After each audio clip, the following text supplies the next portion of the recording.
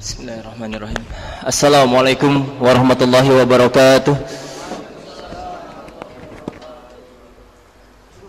Alhamdulillahirabbil alamin, nasta'inuhu wa nastaghfiruh wa na'udzubillahi min shururi anfusina wa min sayyiati a'malina. May yahdihillahu fala mudhillalah wa may yudhlil fala hadiyalah. Asyhadu an la ilaha illallah wahdahu la syarikalah wa asyhadu anna Muhammadan abduhu wa rasuluh la nabiyya ba'da. Allahumma shalli ala Muhammadin wa ala ali Muhammad. Wa qala Allah ta'ala fi kitabil karim, a'udzubillahi minasyaitonir rajim. Laqad kana lakum fi rasulillahi uswatun hasanah liman kana yarjullaha wal yawmal akhir wa dzakarallaha katsiran. Shadaqallahul azim. Alhamdulillahirabbil alamin. Jamaah salat zuhur yang dimuliakan Allah Subhanahu wa taala. Mari kita bersama awali majelis kita dengan kalimatut thayyibah basmalah.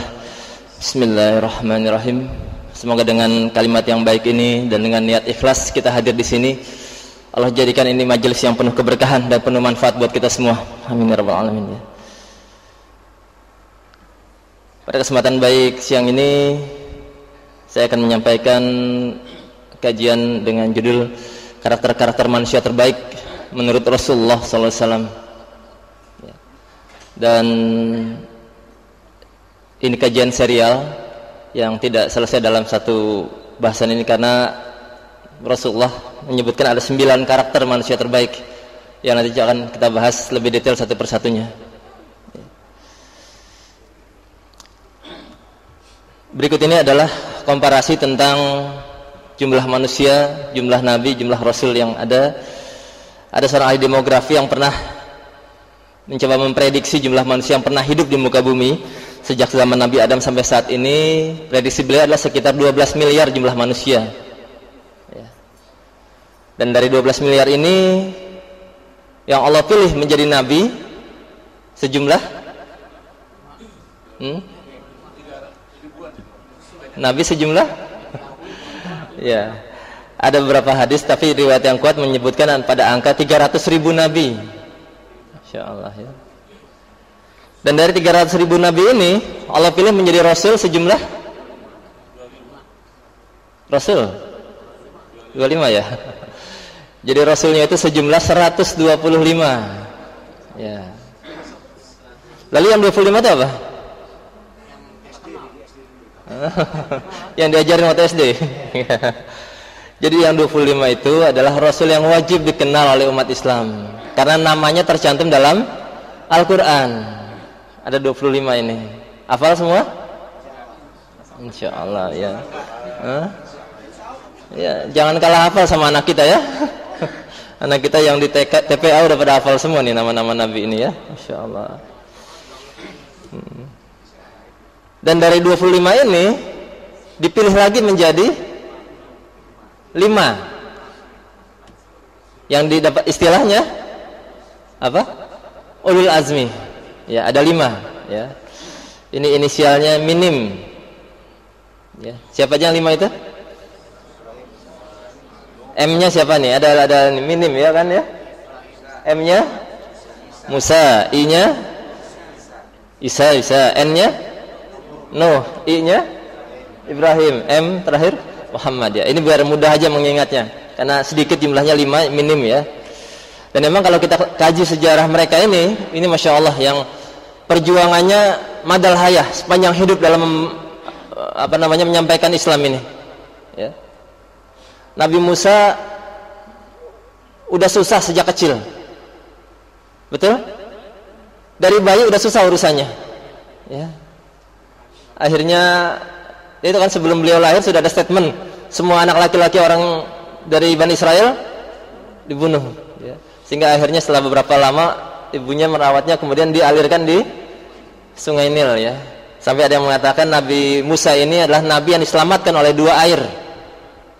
Yang pertama air Sungai Nil, yang kedua air Laut Merah. Ya kan? Kan ketika beliau membawa kaumnya nyebrang Laut Merah itu, ya, beliau diselamatkan. Ya. Dan panjang sekali, bahkan kisah dalam Al-Quran yang paling banyak adalah kisah tentang Nabi Musa ini. Ya. Nabi Ibrahim juga sama ini. Sejak kecil perjuangannya luar biasa. Alhamdulillah Allah sudah tumbuhkan terus fitrahnya fitrah ilahiyahnya, sehingga selalu bertentangan dengan orang tuanya. Terlebih orang tuanya punya profesi sebagai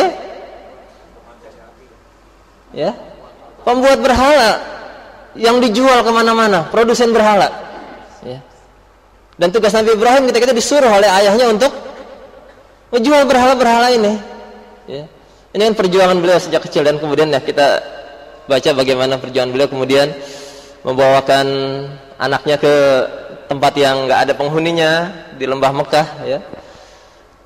Perjuangan mengantar kaumnya mengenali bahwa yang disembahnya itu bukan itu Tuhan yang sebenarnya. Juga luar biasa perjuangan Nabi Ibrahim. Bahkan beliau mendapat julukan Abul Anbiya wal Mursalin, karena dari keturunannya Allah hormatkan banyak sekali para nabi dan para rasul. Nabi Nuh, apa perjuangannya? Nabi Nuh ini nabi yang katanya umurnya paling panjang, 1000 kurang 5 tahun. Panjang banget umurnya. Dan berdakwahnya itu lailau wa nahar, malam dan siang beliau berdakwahnya, nggak ada putus-putusnya. Tapi yang ngikutin banyak nggak? Dikit yang ngikutin. Bahkan anak sama istrinya sendiri nggak mau ngikutin. Coba kalau kita jadi mubalik gitu, ternyata anak sama istri kita nggak ngikutin, kayaknya berhenti jadi mubalik ya. Tapi Nabi Nuh nggak berhenti, terus aja boleh berdakwah siang dan malam, terus mengajak. Sampai akhirnya dapat perintah yang di luar nalar manusia untuk membuat perahu di atas gunung. Ini kan secara logika manusia normal nggak masuk ya. Tapi karena ini perintah dari Allah Subhanahu wa taala, ya beliau terus lakukan. Dan akhirnya terbukti kebenaran Allah ada di sana ya. Kemudian Nabi Isa juga sama. Perjuangannya sejak kecil ya. Sejak beliau lahir sudah diejek, sudah sudah dicaci maki oleh orang di sekitarnya, dibilang anak haram segala macam. Tapi sejak kecil pula Nabi Isa diberikan kemampuan untuk bicara, membela siapa dirinya, siapa ibunya, dan apa misinya dia. Insyaallah ya. Jadi sekali lagi kalau kita melihat Rasul Azmi ini memang punya kelebihan dibanding nabi-nabi yang lain dalam hal azamnya, dalam hal tekadnya untuk menyebarluaskan Islam ini. Dan kemudian dari 5 ini terpilihlah Rasulullah SAW. Dan ternyata tanpa pernah kita minta, tanpa pernah kita mengajukan proposal, Allah mentakdirkan kita menjadi bagian dari umatnya Rasulullah SAW. Ada yang pernah minta kepada Allah supaya dilahirkan sebagai umatnya Rasulullah? Enggak ada. Ini sudah given dari Allah Subhanahu wa taala, kita mendapatkan kehormatan luar biasa untuk menjadi umatnya Rasulullah SAW. Jadi bisa kita lihat di sini bahwa Rasulullah adalah pilihan dari berbagai seleksi pilihan yang luar biasa ini. Insyaallah ya. Sampai kemudian inilah yang di statementkan oleh Allah Subhanahu wa taala tentang Rasulullah SAW ini. Betapa beliau memiliki suri teladan yang luar biasa ya. Laqad kana lakum fi Rasulillahi uswatun hasanatun liman kana yarjullaha wal yawmal akhir wa dzakarallaha katsira. Stempel ini dari Allah Subhanahu wa taala. Dan kalau Allah yang sudah ngasih stempel, itu sangat sahih, sangat valid, tidak terbantahkan. Adapun nanti kalau kemudian ada pengakuan tambahan dari manusia, itu hanya penguat saja dari statement yang sudah Allah berikan ini. Bahwa Rasulullah betul-betul menjadi uswatun hasanah bagi siapa? Bagi liman kana yarjullah, bagi orang-orang yang berharap roja pada Allah, berharap ketemu dengan Allah, berharap kembali pada Allah. Wal yaumal akhir, dan berharap bertemu dengan hari akhir. Wa dzakarallaha katsiran, dan orang-orang yang banyak berzikir menyebut nama Allah Subhanahu wa taala ya. Karena memang kita dapati ada sebuah buku yang menulis 100 tokoh paling berpengaruh dalam sejarah. Penulisnya non muslim. Tapi ternyata beliau tempatkan pada ranking pertama dengan berbagai macam indikator yang cukup kritis. Ternyata beliau tempatkan di ranking pertama adalah Rasulullah SAW. Ya. Ini cukup menuai kontroversi ketika itu. Tapi kalau saya baca bukunya memang dalilnya cukup kuat, karena di antara indikator yang beliau tetapkan adalah tentang keluasan pengaruh, kelamaan pengaruh, kedalaman pengaruh dari tokoh-tokoh yang ada. Dan dari berbagai hitungan tadi, ya Rasulullah berada pada peringkat pertama. Keluasan pengaruhnya, kepanjangan, kelamaan pengaruhnya, dan kedalaman pengaruhnya. Baru kemudian di peringkat kedua adalah siapa? Nabi Isa. Bukan ya? Ya, Isaac Newton, ini tokoh fisika klasik. Ya. Baru yang ketiga Nabi Isa. Lalu kemudian Buddha. Kemudian Konghucu, Saint Paul. Saint Paul ini yang dianggap menyebarluaskan agama Nasrani. Karena Nabi Isa usia 30-an tahun sudah diangkat, dan Saint Paul ini yang melanjutkan penyebarluasannya ya. Ceylon juga dianggap saat itu sangat berpengaruh karena yang menemukan teknologi kertas ya. Kemudian Johann Gutenberg yang menemukan teknologi mesin cetak secara massal, Columbus, dan Einstein. Dari 10 besar ini kita lihat ada 2 klaster. Yang pertama klaster tokoh nabi, bukan tokoh nabi, tokoh agamawan, dan kedua ilmuwan ya. Dan memang dari dulu sampai sekarang dua klaster ini yang banyak pengaruhnya pada umat manusia ya, agamawan dan ilmuwan ya. Baik. Nah, pernah suatu ketika orang-orang Yahudi di Madinah mengklaim dirinya sebagai umat yang terbaik dibanding 2 golongan besar yang ada ketika itu, kaum muslimin dan kaum Nasrani ya. Mereka mengklaim paling banyak nabinya, paling senior, paling lama umurnya gitu ya. Mereka mengklaim demikian. Dan ini sampai kepada Rasulullah. Dan kemudian Allah memberikan statement, bukan Yahudi yang terbaik, bukan Yahudi umat yang terbaik, tapi dikatakan di sini umat yang terbaik adalah ya di sini ya. Kuntum khayra ummatin ukhrijat lin-nasi ta'muruna bil ma'rufi wa tanhauna 'anil munkari wa tu'minuna billah. ولو آمن أهل الكتاب لكان خيرا لهم منهم المؤمنون وأكثرهم الفاسقون.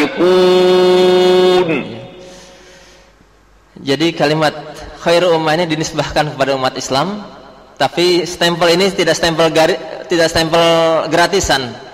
Ada syaratnya yang disebutkan ya. Syaratnya pertama adalah ta'muruna bil ma'ruf. Kemudian wa tanhauna 'anil munkar. Dan pondasinya adalah wa tu'minuna billah. Ini syarat untuk bisa menjadi khairu ummah, umat yang terbaik. Ya. Amar ma'ruf, nahi munkar dengan pondasinya iman. Ya. Tegas batasannya di sini ya.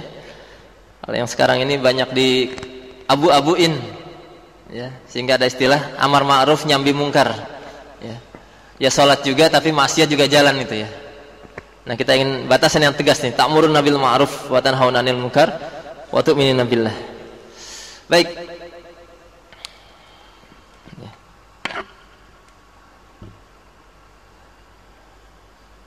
Ini maaf, biodatanya agak terlambat ya.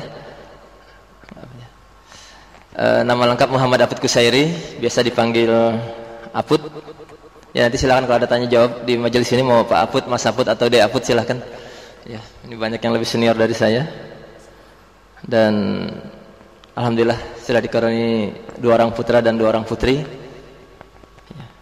Ini mensukseskan program pemerintah di bidang kependudukan dan kependidikan ya. Karena katanya 2 itu cukup, 3 memuaskan, 4 cum laude. Ya, alhamdulillah sudah cum laude ya. Masih sekolah semua anak-anaknya, paling kecil di taman kanak-kanak, paling besar masih kuliah di Bandung ya. Alhamdulillah yang paling besar sudah hafiz Quran 30 juz ya. Alhamdulillah ya. Ini untuk alamat email ya. Aktivitas sehari-hari saat ini mendapat amanah sebagai dosen di vokasi kedokteran Universitas Indonesia, dosen di Fakultas Ilmu Kesehatan UHAMKA, dan konsultan serta trainer di Lembaga Manajemen Terapan Trust ke Indonesia. Ini warisan. Jadi orang kalau wafat yang ditanya warisannya apa gitu ya. Tolong siapkan dari sekarang warisannya. Ya. Kalau bisa jangan berupa cicilan. Ya. Warisan terbaik adalah akidah dan ilmu. Itu warisan terbaik. Ya, insyaallah. Ini alhamdulillah ada beberapa buku yang sudah pernah ditulis dan sudah dipublish, yaitu Shoot tahun 2002, kemudian 3 serial buku tentang kepemimpinan pemuda Indonesia, waktu itu membantu Kemenpora. Kemudian buku budaya kerja untuk Kementerian Pekerjaan Umum, buku budaya kerja untuk Kota Bontang, buku budaya kerja untuk Politeknik Kesehatan Jakarta, dan terakhir kemarin buku budaya kerja untuk Provinsi Sumatera Utara. Baik, alhamdulillah, itu aja dulu untuk singkat. Nah, di sini sekarang kita masuk tentang Rasulullah sudah mendapat statement dari Allah Subhanahu wa taala sebagai yang terbaik, dan Rasulullah ingin umatnya juga menjadi yang terbaik karena sudah dapat stempel khairul ummah. Nah, sekarang coba kita ingat-ingat apa saja hadis Rasulullah, pernyataan Rasulullah yang menunjukkan yang terbaik adalah yang coba apa yang sudah pernah kita ingat? Yang terbaik adalah yang paling bermanfaat bagi orang lain, betul. Ya, apalagi?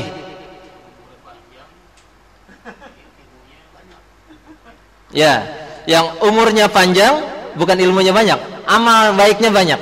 Ya, yang terbaik adalah yang umurnya panjang dan amal baiknya banyak. Baru 2, apalagi? Ya, bunyi aslinya adalah yang paling baik akhlaknya kepada keluarganya. Ya, itu yang 3. Masih ada 6 lagi nih. Apalagi yang pernah kita dengar? Ya. Nah, itu juga. Yang terbaik adalah yang belajar Al-Quran dan mengajarkannya. Ya, itu di halaman buku Iqra ada tuh tulisan kayak gitu tuh. Ya. Ini ketahuan guru Iqra kayaknya nih. Ya. Nah, itu ya. Baik, ini kita buka aja. Ada 9 hadis Rasulullah yang menyebutkan tentang khairun nas atau khairukum, ya. Yang terbaik di antara mereka yang berumur panjang dan banyak amal baiknya. Ya, insyaallah ini ya. Ini di ruangan kita, di majelis kita yang mana yang paling panjang umurnya nih? Yang paling senior. Kayaknya ada di belakang ada nih, ada ayahanda kita juga di sini ya. Masyaallah ya. Semoga umur yang panjang ini didampingi dengan amal baik yang banyak. Amin ya rabbal alamin ya. Lalu yang kedua adalah yang paling bermanfaat bagi sesama. Ya, ini populer hadisnya, khairun nas anfa'uhum linnas, ya. Yang ketiga, yang tidak jadi beban bagi orang lain. Ya. Bahkan kalau bisa malah menjadi aset buat orang lain. Ya. Yang keempat adalah yang selalu belajar Al-Quran dan mengajarkannya. Ya, ini tadi disebutkan sudah ya. Khairukum man ta'allamal Quran wa 'allamahu, ya. Dan yang kelima, ini kata Rasulullah, ya. Yang kelima adalah yang terbaik dalam menyelesaikan hutang-hutangnya. Ya. Ingat di sini. Bukan yang enggak punya utang, tapi yang terbaik dalam menyelesaikan hutang-hutangnya. Ya, oke. Masyaallah. Ya, termasuk nanti melunaskan hutang orang juga, masyaallah, itu luar biasa itu ya. Enak punya teman kayak gitu ya, masyaallah. Dan yang keenam adalah yang terbaik dalam menjaga lisan dan tangannya. Ya. Yang ketujuh, yang terbaik akhlaknya. Yang kedelapan, yang terbaik pada keluarganya. Dan yang kesembilan, yang mampu seimbangkan dunia dengan akhiratnya. Ya. Coba kita ingat dulu, apa tadi yang pertama? Panjang umurnya dan banyak amal baiknya. Yang kedua, yang paling bermanfaat bagi sesama. Yang ketiga, tidak jadi beban bagi orang lain. Yang keempat, selalu belajar Al-Quran dan mengajarkannya. Yang kelima, terbaik dalam menyelesaikan hutang-hutangnya, ya, masya Allah. Lulus kayaknya yang paling belakang tuh, ya, masya Allah, ya. Udah difoto ya. Alhamdulillah. Itu cara belajar yang cerdas itu ya. Masya Allah. Ya. Baik. Yang keenam, apa tadi? Ya. Yang menjaga lisan dan tangannya, ya. Yang ketujuh, terbaik akhlaknya. Yang kedelapan, terbaik pada keluarganya. Dan yang sembilan, yang mampu seimbangkan dunia dengan akhiratnya, ya. Masya Allah. Alhamdulillah, ya. Kira-kira dari 9 ini kita nyantol di nomor berapa?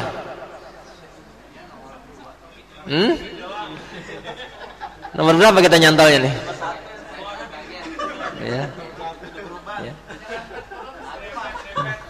Minimal satu, ya. Minimal satu, salah satu dari 9 harus nyantol, minimal. Jangan sampai nggak ada sama sekali, nauzubillah. Ya.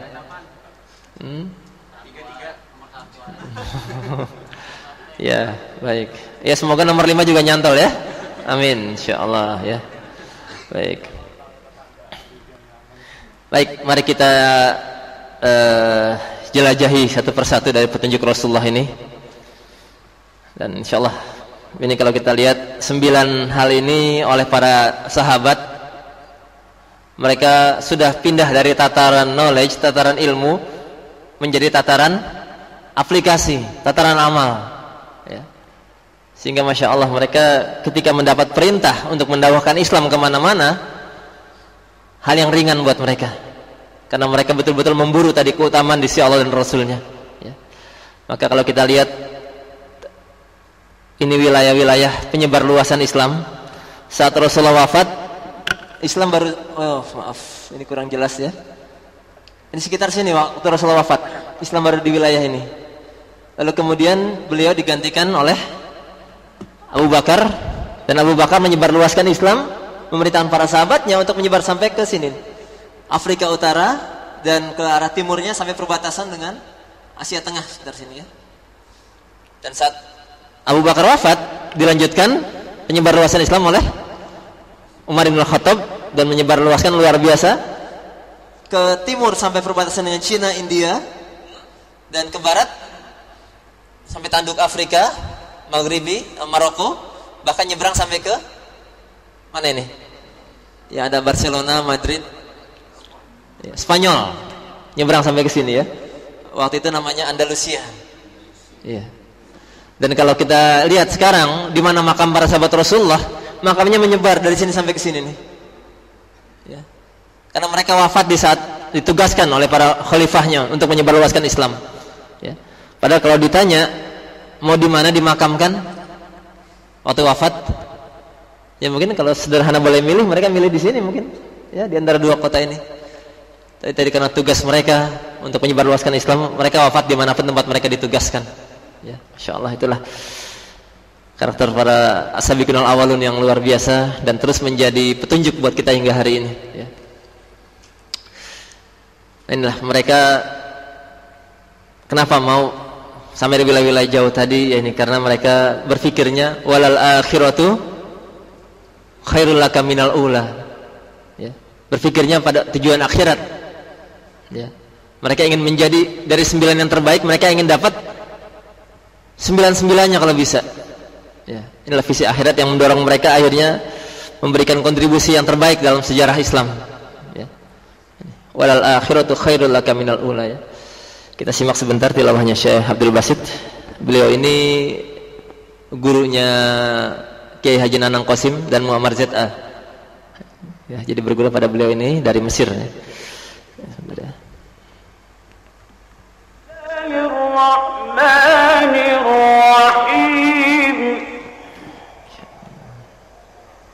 Ini satu nafas beliau bawakan.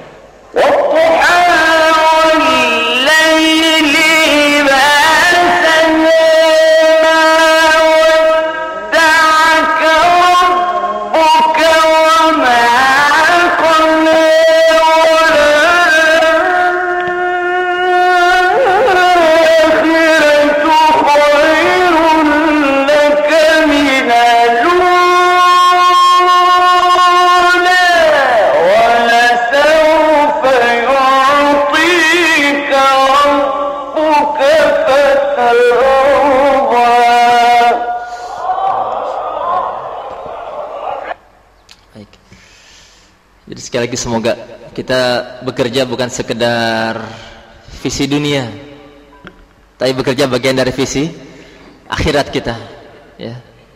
Bukan sekedar fastabiqul fulus, tapi harus selalu punya nuansa fastabiqul khairat, ya, berlomba-lomba dalam kebaikan, insyaallah, ya. Amin. Ya, mari kita buka yang pertama. Apa tadi yang pertama? Manusia terbaik adalah yang Allah kasih umur panjang dan memiliki amal baik yang banyak, ya. Dari sini kita melihat ada dua unsur. Yang pertama unsur umur, yang kedua unsur amal. Yang mana kita punya kendali?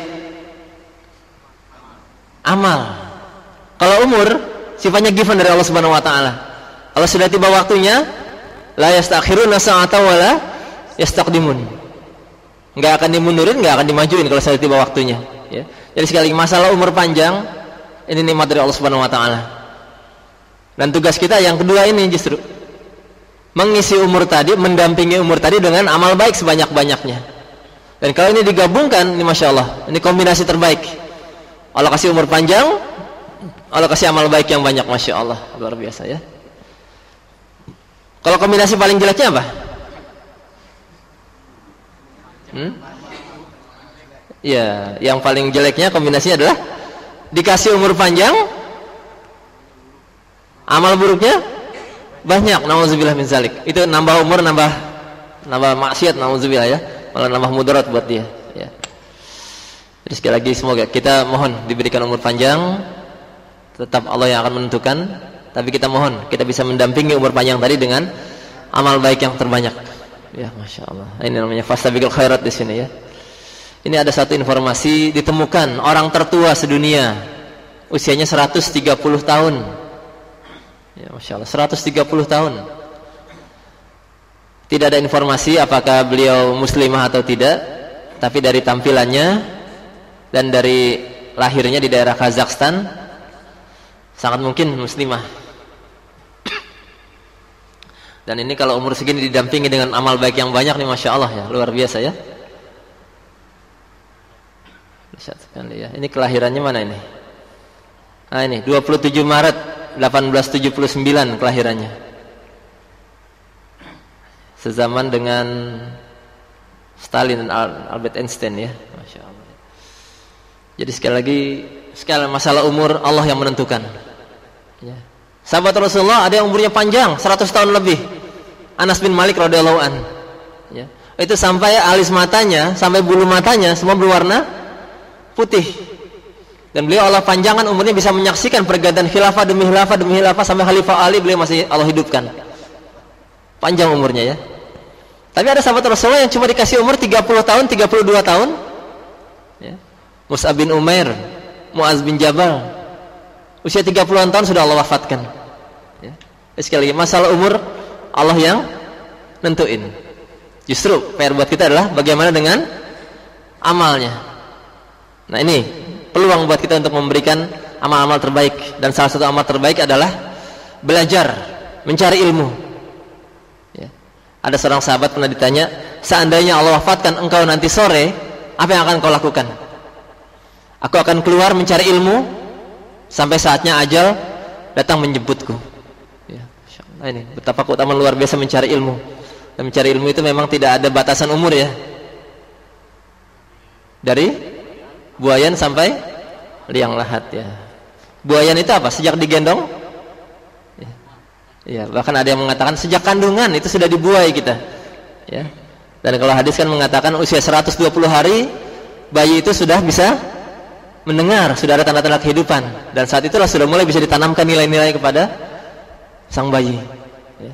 Maka wajar kalau kita mendengar Imam Bukhari, Imam Syafi'i usia 5 tahun sudah hafal Quran, ya, karena memang ibunya sudah membiasakan untuk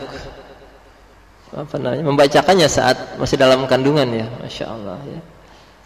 Nah, ini buat para ibu-ibu yang mungkin sedang hamil, ya, saat yang terbaik mungkin sudah bisa dimulai saat ini, ya. Nah, ini contoh orang yang usianya sudah uzur tapi masih terus mau belajar, bahkan secara formal belajarnya, ya. Ini beliau, alhamdulillah, usia berapa kira-kira itu? Bu, usia berapa Bu kira-kira Bu? Ya, ini beliau saat wisuda usianya mencapai 83 tahun. Ya, bayangkan, umur 83 tahun masih mau belajar secara formal. Dan alhamdulillah akhirnya sukses meraih gelar doktor di bidang filologi tentang naskah-naskah kuno ya. Ya. Bukan gak lulus-lulus Pak. Tapi kita melihat wallahu alam kapan mulai kuliahnya, tapi semangat kuliahnya, semangat belajarnya itu ya. Kita kalau dipanjangin umur sampai segini enaknya ngapain ini? Ya, mungkin lebih banyak zikrul maut ya. Lebih banyak. Tapi ini Masya Allah masih terus mau belajar ya. Dan saya salut kuliahnya di Bandung di Universitas Padjadjaran, tapi domisilinya di Kabupaten Bima. Di mana Kabupaten Bima? Nusa Tenggara Barat, di Pulau Sumbawa. Dan itu yang harus beliau tempuh sepanjang masa kuliahnya. Masya Allah ya. Kalau ini wisudawan tertua di Indonesia. Ini satu wisuda. Berapa tuh kira-kira usianya? Ini satu wisuda usianya mencapai 91 tahun 7 bulan ya, di saat usia sudah segini masih mau terus belajar, mau kuliah ya Masya Allah ya. Dan sama ya, ini prinsipnya, saya tidak bisa berhenti mencari ilmu. Sebagai seorang dosen wajib untuk menambah ilmu dan menuangkannya kembali kepada para mahasiswa. Meskipun sudah tua jangan lupa belajar ya. Ya Allah. Dan memang kalau saya ingat kata-kata dari Profesor Arif Rahman Hakim, tokoh pendidikan Indonesia. Beliau mengatakan kalau guru berhenti belajar, maka berhenti aja ngajar. Ya, itu statement yang sangat keras itu dari beliau ya. Kalau guru berhenti belajar, berhenti aja ngajar. Ya. Karena yang namanya ilmu berkembangnya cepat sekali ya, Masya Allah ya. Nah, ini. Dan beliau juga sama dari Unpad juga lulusannya ya, dari Padjadjaran. Sementara domisilinya di Pulau Belitung. Ya. Inilah ya. Maka ada yang menyarankan pada saya kalau ingin kuliah doktor sebaiknya di Unpad. Ya. Universitas pasti doktor katanya. Ya, gitu ya. Ya, Kak. Kalau mau sarjana di Unpas itu ya. Sekali lagi kita salut dengan semangat belajar pada saat usia sudah lanjut. Ya, jadi sekali lagi ini salah satu amal terbaik dalam hidup, mencari ilmu. Ya, insyaallah, dan mungkin salah satu yang menjadi amal unggulan kita di sisi Allah Subhanahu Wa Taala kelak ya. Insyaallah ya. Dan kalau kita ingat kembali petunjuk Allah Subhanahu Wa Taala dalam surat Al-Asr, ini surat yang singkat, tapi ada yang mengatakan cukuplah surat ini untuk membuat manusia menjadi baik. Ya. Hafal semua kan? Hafal semuanya. Dan insya Allah itu surat favorit. Ya. Karena, ya bukan. Karena kedalaman maknanya seharusnya ya. Masya Allah ya. Surat Al-Asr tadi, Masya Allah, ini masalah umur, masalah waktu yang Allah berikan pada kita. Dikatakan di sana, wal asr. Ya. Nambah waktu. Semua orang tambah waktunya rugi, kecuali yang nambah waktu nambah iman, nambah waktu nambah amal. Illal ladzina amanu wa amilus solihat wa tawassaw bil haq wa tawassaw bis sabr. Ya, nambah dakwah ya. Dan nambah sabar dalam menjalankan semua tugas-tugas ini ya. Nah, orang kalau kemudian bisa mengkombinasikan nambah waktunya dengan 4 poin ini, pesan dalam surat Al-Asr, itulah Masya Allah yang tadi semoga apa yang Allah Rasulullah sebutkan tadi, khairukum man tala umruhu wa hasuna amaluhu, yang terbaik di antara yang panjang umurnya dan banyak amal baiknya ya. Walaupun mungkin ada orang-orang yang juga pendek sudah berprestasi, bukan pendek, maksudnya dalam waktu yang singkat sudah bisa berprestasi luar biasa. Seperti adik kita ini, namanya Riana Helmi dari Sukabumi, dan di usia 17 tahun 11 bulan lulus sarjana kedokteran dari salah satu fakultas kedokteran terbaik di Indonesia, UGM. Sementara yang seusianya masih SMA, dia sudah lulus sarjana kedokteran. Ya.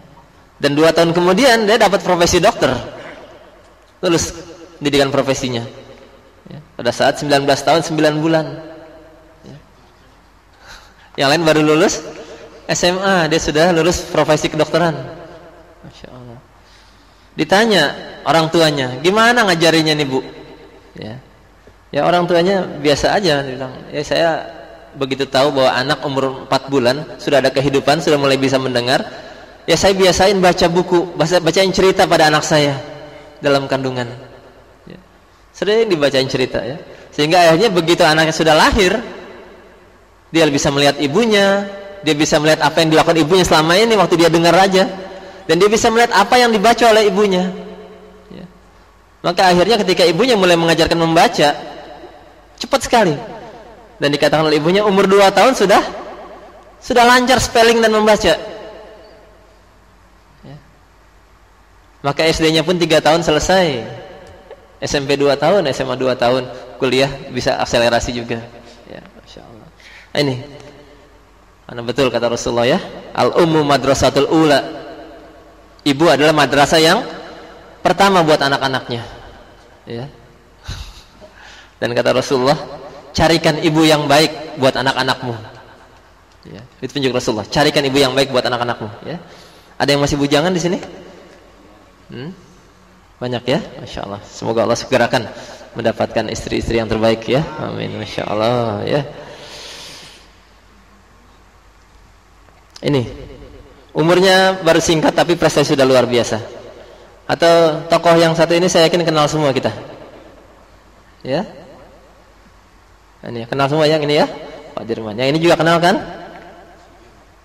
Yang ini?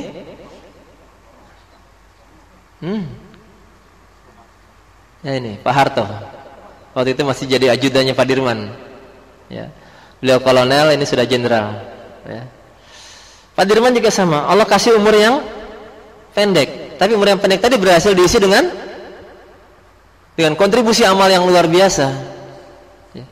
Mungkin kalau kita ingat kajian sejarah lagi, betapa ketika Bung Karno ditangkap oleh Belanda di Jogja, Bung Karno, Bung Hatta, Sultan Syahrir ditangkap dan dibuang.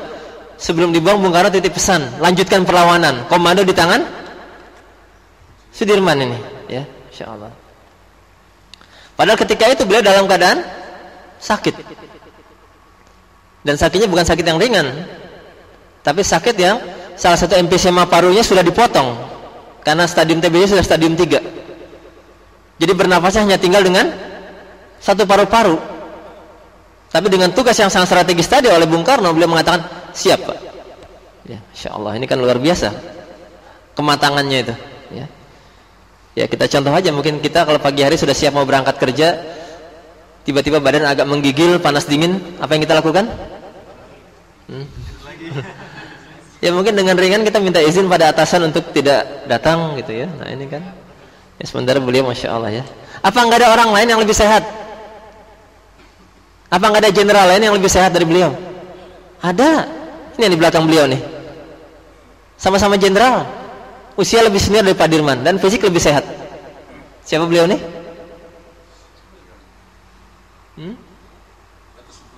Bukan Pak, ya, Jenderal Urip Sumoharjo. Ini beliau nih, lebih sehat dari Pak Dirman, lebih senior, sama-sama jenderal.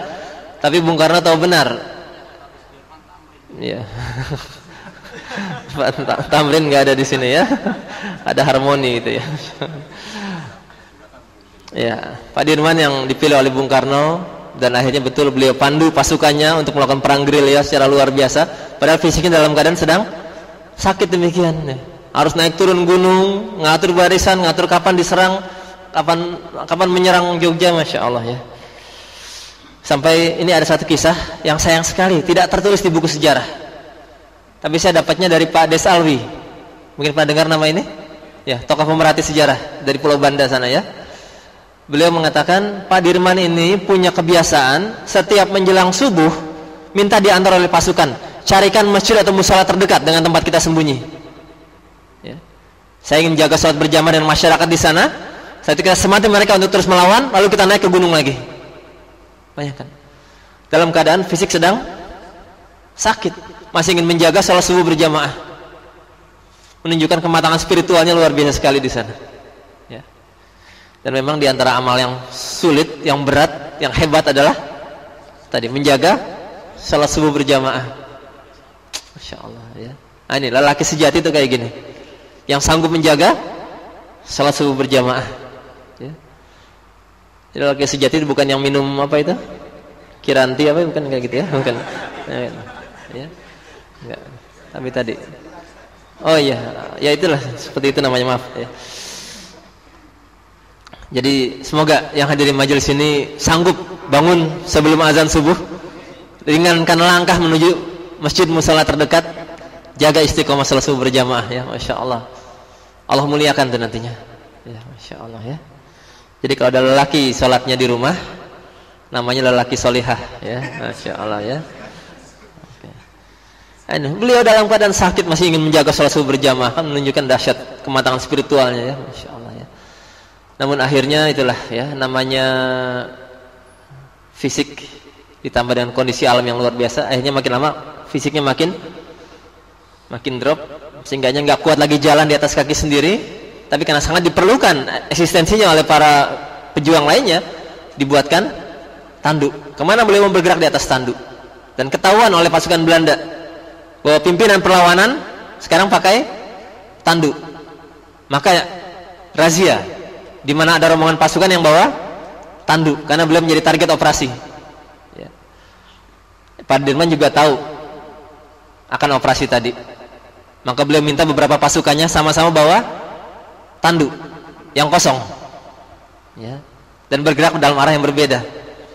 Itulah akhirnya dengan strategi tadi beliau beberapa kali selamat dari sergapan pasukan Belanda. Ya, yang dikira di sana ada pimpinannya ternyata cuma tanduk kosong. Nah, inilah. Maka beliau terkenal sebagai salah satu tokoh perang gerilya. Ya. Namun itu ternyata ya, ini kata orang ya, bukan hadis atau ayat ya. Orang baik umurnya pendek. Ya. Jadi maaf yang umurnya panjang. Ya. Ya. Tapi ini bukan ayat, bukan hadis ya. Ini kata orang aja gitu ya. Masya Allah ya. Ya. Akhirnya ya beliau wafat pada usia yang cukup singkat. Ya. Allah wafatkan beliau pada usia berapa? Ada yang pernah ingat di sejarahnya mungkin? Ya, beliau wafat pada usia 34 tahun. Bayangkan, 34 tahun. Usia yang relatif masih sangat muda. Tapi karena sangat singkat tadi berhasil beliau isi dengan kontribusi amal yang luar biasa. Luar biasa bangsa ini mengenangnya. Dikenang jadi nama apa aja? Nama jalan-jalan protokol di semua kota besar di Indonesia. Nama sekolah di mana, Pak? Ya, ada sekolah PB Sudirman, Cijantung. Nama apa lagi? Universitas Jenderal Sudirman di mana? Purwokerto. Nama apa lagi? Ya. Di daerah Saharjo ada nama jalan, nama apa itu? Saharjo itu? Balai Sudirman. Ya, masya Allah. Itulah dikenang nama-nama besar. Ini maaf ya, kalau kita introspeksi, seandainya Allah mewafatkan kita di bulan Desember ini, kira-kira dikenang jadi nama apa ya oleh orang-orang di sekitar kita? Nama gang. Maaf, kalau masyarakat kita mengabadikan nama